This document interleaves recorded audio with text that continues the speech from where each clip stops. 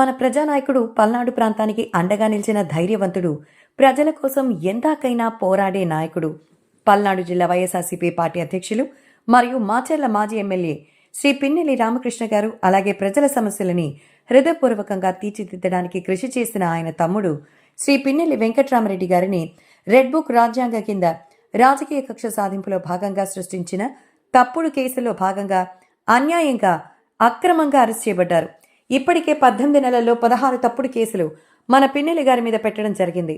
పల్నాడులో అభివృద్ధి కోసం పాటుపడిన, ప్రజల కోసం ఎన్నో పోరాటాలు చేసిన, కష్టాల్లో ఉన్నప్పుడు ప్రజలకు ఎప్పుడూ అండగా నిలిచిన మన వైఎస్ఆర్సీపీ నేతలపై జరిగిన ఈ అన్యాయం అందరినీ కలిచివేసింది.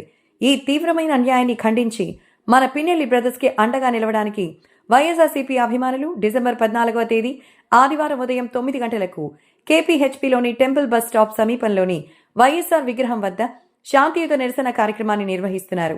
వైఎస్ఆర్సీపీ కార్యకర్తలు, నాయకులు, పిన్నెల్లి అభిమానులు, శ్రేయోభిలాషులు అందరూ ఈ శాంతియుత నిరసన కార్యక్రమంలో పాల్గొని మన గౌరవనీయ నాయకుల పట్ల తమ సంఘీభావాన్ని తెలియచేయాలని మనవి. మనమంతా సమైక్య భావంతో నిలిచి మన స్వరం బలంగా వినిపించి సత్యం, న్యాయం మరియు ప్రజాస్వామ్య పరిరక్షణ కోసం నిలబడదాం.